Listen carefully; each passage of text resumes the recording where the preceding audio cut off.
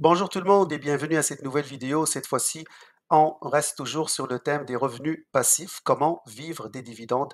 Je vais parler de 4 stratégies pour atteindre, ce chiffre est juste un exemple, ça dépend de votre objectif à vous, 30 000 de revenus passifs par année. Donc dans cette vidéo, tout simplement, on va discuter de chaque stratégie en détail, qu'est-ce que ça signifie, et aussi on va parler de combien le montant qu'on a besoin pour atteindre le 30 000 dans cet exemple, et le rendement espéré, et aussi du risque. Donc ces quatre stratégies-là, on va y passer à travers. Introduction, c'est certainement, vous avez entendu parler des gens qui vous parlent des dividendes, peut-être dans la famille ou des amis. Les dividendes, c'est tout simplement une façon pour une entreprise de partager avec vous les bénéfices qu'elle réalise. Donc, les dividendes sont une façon très populaire pour les gens d'investir et de gagner un revenu passif. Que ça peut, par exemple, lorsque vous détenez des FNB ou des actions qui versent des dividendes, vous avez droit à ces dividendes-là, vous allez les recevoir soit trimestriellement, soit mensuellement, et ces dividendes sont déposés dans votre compte, dans REER ou CELI, et vous pouvez après faire avec ce que vous voulez. C'est une façon pour cette entreprise-là de partager le bénéfice avec ses actionnaires, et c'est une des façons les plus utilisées pour les gens pour avoir un revenu passif, donc un revenu sans faire d'effort. Ils ont juste à avoir un portefeuille diversifié d'actions ou de FNB dividendes pour avoir un revenu qui va être déposé dans leur compte pour les aider à payer leur loyer, leurs vacances, tout simplement les dépenses de la vie.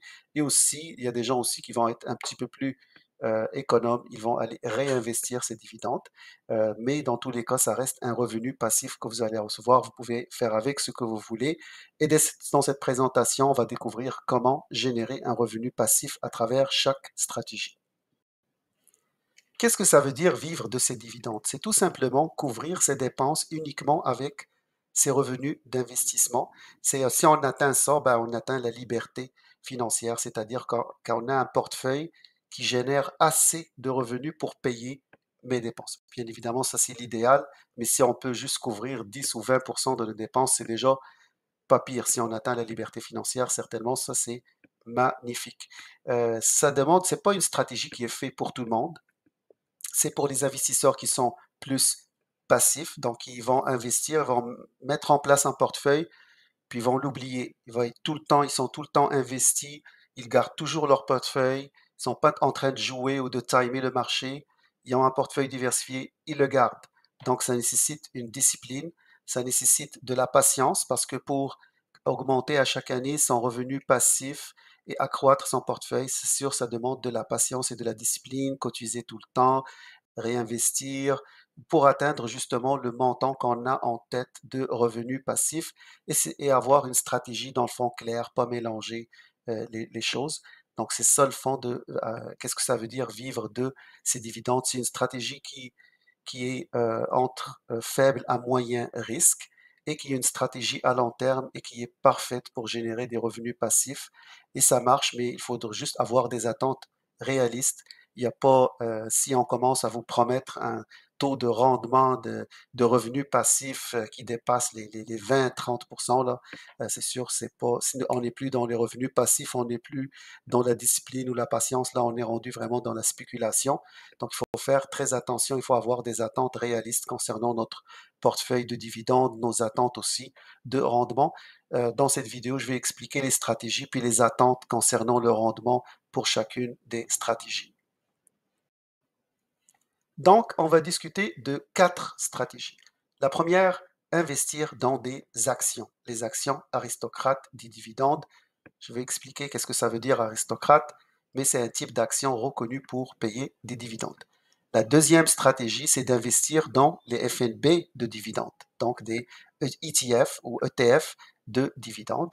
Et la troisième, c'est d'investir dans des ETF, mais qui font générer un revenu supplémentaire en utilisant des options d'achat. On appelle ça des FNB options d'achat ou ETF options d'achat. Et le quatrième stratégie, c'est les REITs, les fonds de placement immobilier. La première option, c'est investir dans les actions aristocrates de dividendes. La liste des actions aristocrates de dividendes est disponible sur le site je vais mettre le lien dans la description. C'est tout simplement, au lieu de vous allez faire la recherche pour aller chercher ces fameuses actions qui payent des dividendes et qui ont des bons ratios financiers qui sont solides, ben, il y a déjà, dans le fond, ce travail est déjà fait pour vous parce qu'il y a déjà de l'information disponible en ligne. Et une action aristocrate au Canada, la définition, c'est que c'est une entreprise qui augmente son dividende de plus de 5 ans de façon continue. Donc, à chaque année, elle va payer un dividende, puis elle va l'augmenter l'année d'après, ainsi de suite, ainsi de suite. Le minimum est de 5 ans. Ce sont des entreprises qui se retrouvent dans des secteurs variés, la consommation, genre Sobeys, Métro, la santé, la finance, Banque Royale, TD, Banque Nationale, l'industrie, et donc ils offrent, en général, ce genre d'actions offrent un rendement moyen de 4%.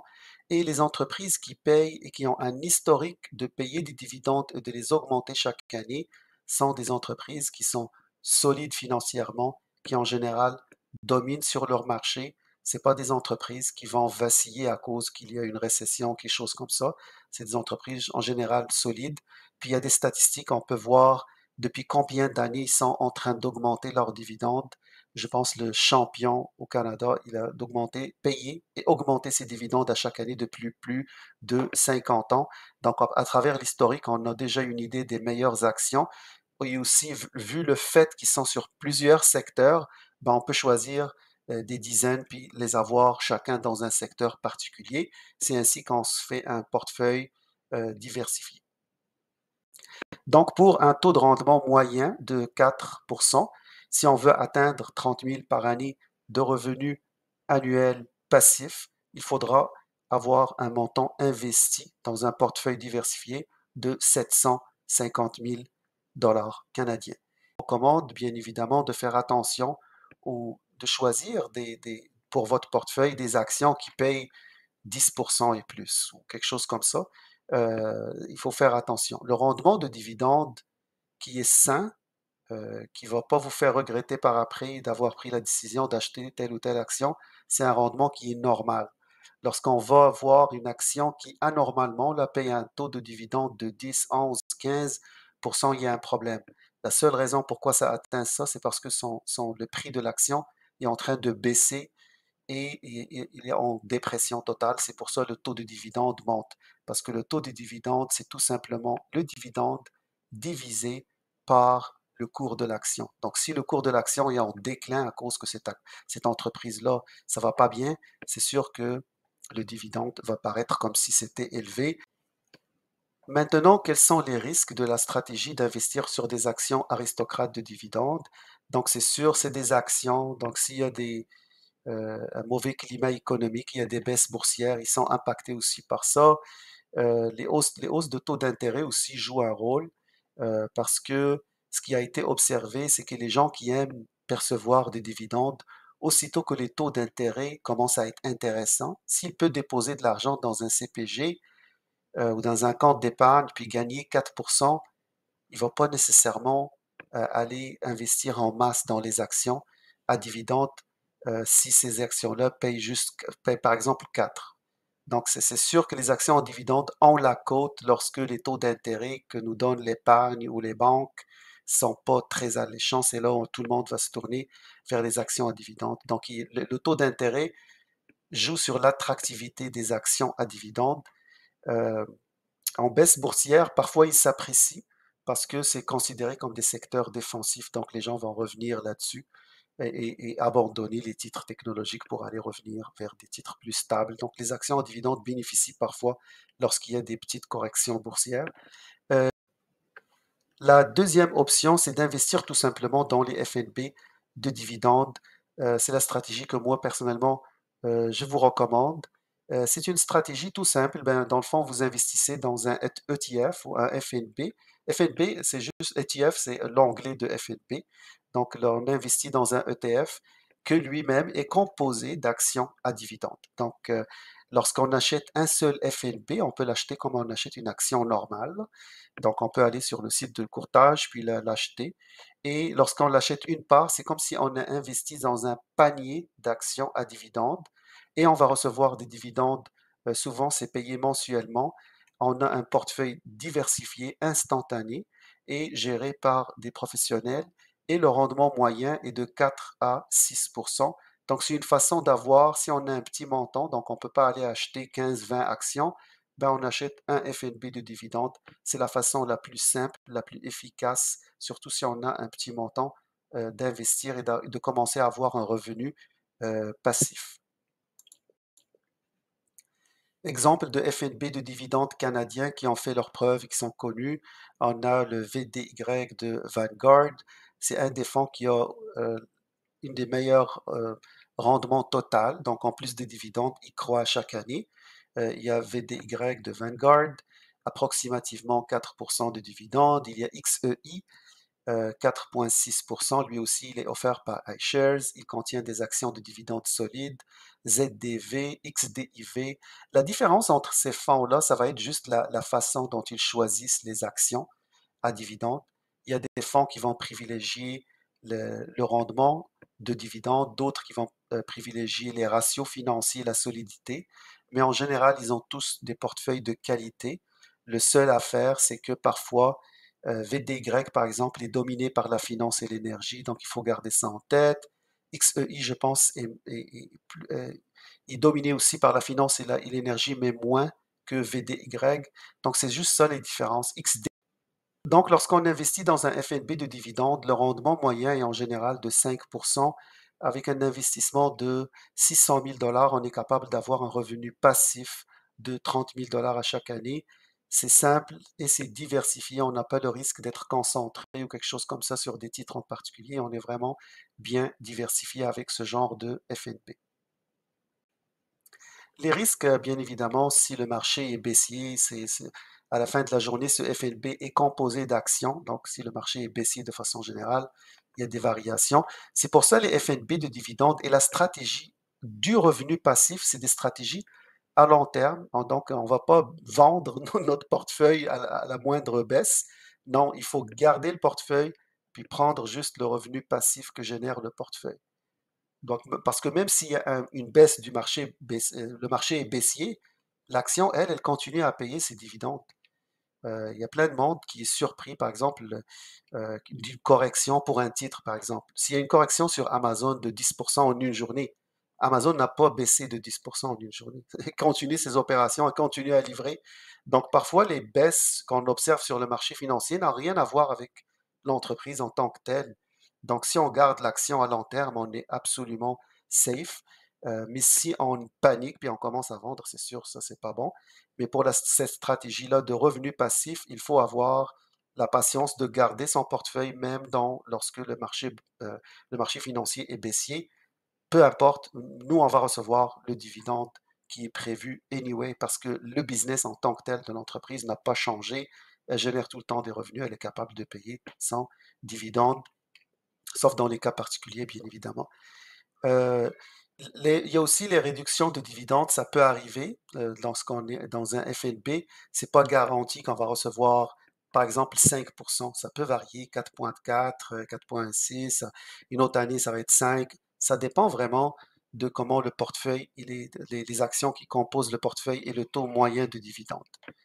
La concentration sectorielle, il y a des fonds, comme j'ai expliqué, qui sont un peu plus finance et énergie, s'ils sont un peu à l'image de l'économie canadienne. Si ça vous inquiète, allez avec des fonds qui ont une répartition sectorielle beaucoup plus étendue et pas juste finance et énergie. Il y a bien évidemment les taux d'intérêt, ça impacte n'importe quel instrument financier. Donc, la troisième option qui est de plus en plus populaire au Canada, c'est d'investir dans les FNB d'options d'achat couvertes. Ces FNB-là se démarquent parce que leur taux de rendement de dividendes est de 7 à 13%. Ils utilisent la vente d'options d'achat pour aller générer un revenu supplémentaire pour le fonds et ainsi ne pas juste vous payer les dividendes que par exemple, la Banque Royale va payer un dividende de 4%. Ils ne vont pas se contenter de ce 4%, ils vont aller faire des options, générer des options pour générer des primes et ainsi vous êtes payé euh, un taux de rendement beaucoup plus élevé. Et ces fonds-là payent en général de façon mensuelle. J'ai plusieurs vidéos dans ma chaîne d'exemples de fonds d'options d'achat couvert que vous pouvez consulter si vous voulez plus de détails. Donc, les FNB de dividendes d'options d'achat couvert les plus populaires sont HDIV, qui, je pense, couvre vraiment plusieurs secteurs économiques. Il y a HMAX pour le secteur bancaire qui paye un bon 13% et qui investit seulement dans les banques canadiennes. Il y a HDIF qui est varié. Il y a ZWC, lui aussi, est très varié. ZWU qui est sur les services publics, utilities en anglais, donc qui est lui aussi spécialisé dans ce secteur-là. Donc, avec les FNB d'options d'achat couvert, à cause que leur taux de rendement est de 11% de dividendes, on peut, avec un capital de seulement 272 727, atteindre déjà un revenu passif de 30 000 dollars par année. Donc, c'est une stratégie qui permet d'atteindre rapidement le montant. Bien évidemment, là, vous l'aurez peut-être compris, là, vous n'êtes pas obligé d'avoir seulement des options d'achat couvert. Vous pouvez mélanger avec les FNB dividendes qu'on a vu dans l'option 2 et avoir un portefeuille qui a de l'allure, qui a de la croissance, qui a un rendement de dividende élevé. Puis ça vous permet d'être un peu dans les deux puis mieux protégé qu'avoir seulement des FNB d'options d'achat couvert. Vous pouvez avoir les deux. FNB dividende qui paye 4%, mais qui va me ramener de la croissance à long terme, avec quelques fonds là, d'options d'achat couvert qui sont excellents aussi pour avoir un revenu passif immédiat élevé et une petite croissance dans le futur. Les risques avec les FNB d'options d'achat couvert, comme on a expliqué, le potentiel de croissance est limité. Plus le fonds est agressif dans son taux de rendement, plus le potentiel de hausse est vraiment hyper plafonné. Maintenant, les frais sont un peu plus élevés que les FNB de dividendes classiques. Vous l'aurez compris, il y a des options, il y a plus de travail qui doit être effectué par le gestionnaire, plus d'analyse versus un FNB de dividendes classique. Les frais de gestion sont faibles. La quatrième option, c'est d'investir dans les fiducies de placement immobilier ou les FPI, ou on appelle ça en anglais les REITs, les Real Estate Investment Trust, les REITs. Donc ça, c'est un genre de FNB qui investit seulement dans l'immobilier et ça permet d'avoir un rendement intéressant en moyenne de 7% selon le fonds. Le capital requis avec l'investissement, le rendement de 7%, on a besoin de 428 571 pour générer un revenu passif de 30 000 par année. L'intérêt des FNB REITs, c'est que c'est des FNB qui versent la majorité de leurs revenus en distribution de dividendes. Ça les rend très intéressants et aussi ils sont bons aussi pour diversifier notre portefeuille. Si par exemple j'ai un portefeuille de FNB dividendes, ça serait une bonne idée de rajouter un FNB REITs là-dedans parce que c'est des FNB qui vont bouger de façon différente que le marché. Donc lorsque par exemple il y a une baisse des taux d'intérêt, ils vont certainement bien performer parce qu'ils vont attirer plein de monde avec leurs taux d'intérêt très intéressants. Les REITs aussi sont constitués d'entreprises qui ont un modèle d'affaires stable. Ils perçoivent des loyers, donc c'est un modèle quand même très très stable, puis ils signent des contrats à long terme, donc ça leur permet de payer d'excellents rendements. Euh, donc le risque, c'est que c'est très sensible au taux d'intérêt. Lorsque les taux d'intérêt augmentent, les REITs sont en baisse normalement. Et si les taux d'intérêt baissent, ben, aux autres, ils augmentent parce qu'ils commencent à être très intéressants pour les investisseurs. Vu que c'est des entreprises qui font de la location à long terme et tout, ils sont reliés au ralentissement économique. Lorsqu'il y a moins d'entreprises qui louent, c'est sûr qu'il y a moins de rendement.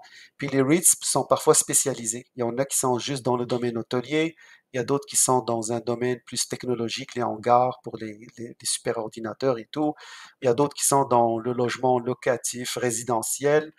Il y en a qui sont diversifiés. Donc, il faut regarder le REITs qu'on va acheter, le FNB qu'on va acheter. Il faut regarder est-ce qu'il est spécialisé dans tel ou est-ce qu'il est diversifié sur toutes les catégories de location. Ils sont aussi sujets, au risque de changement réglementaire, s'il y a un changement réglementaire qui impacte la façon dont les autres ils opèrent pour leur location à long terme. Donc c'est pour ça, c'est les 4 stratégies qu'on a, discutées dans la vidéo. Comme j'ai dit, il n'y a pas de stratégie exclusive. Vous pouvez combiner, par exemple, acheter des FNB dividendes, acheter des FNB options d'achat couvert, et rajouter aussi des REITs là-dedans. C'est tout à fait faisable et c'est aussi très bon pour vous diversifier et avoir un revenu passif intéressant parce que, par exemple, les REITs vont amener le taux de rendement un peu plus élevé.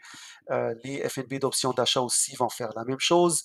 Donc, ça va vous permettre d'avoir un taux moyen de dividende de 6 à 7 à travers les trois stratégies. Puis, ça va vous permettre d'avoir le revenu passif intéressant et atteindre la liberté financière rapidement. C'est ce qu'on souhaite bien évidemment tous. Donc ça, c'est pour la fin de la vidéo. Si vous avez des questions, n'hésitez pas à m'écrire dans les commentaires. Je vais tenter d'y répondre. Et aussi, je profite aussi à la fin de la vidéo pour parler de mon blog Wise Investor. Si vous voulez le visiter, il y a des articles détaillés sur les vidéos que je fais. Vous pouvez trouver les articles là-dedans. Il y a beaucoup, beaucoup, beaucoup d'articles. Puis aussi, il y a le portefeuille modèle. Si vous êtes intéressé à bâtir un portefeuille complet avec des FNB, que ce soit pour une raison de croissance, les revenus ou les deux ensemble, il contient déjà 10 portefeuilles modèles et plein d'autres informations. Vous pouvez vous référer au lien sur dans la description. Merci et bonne journée.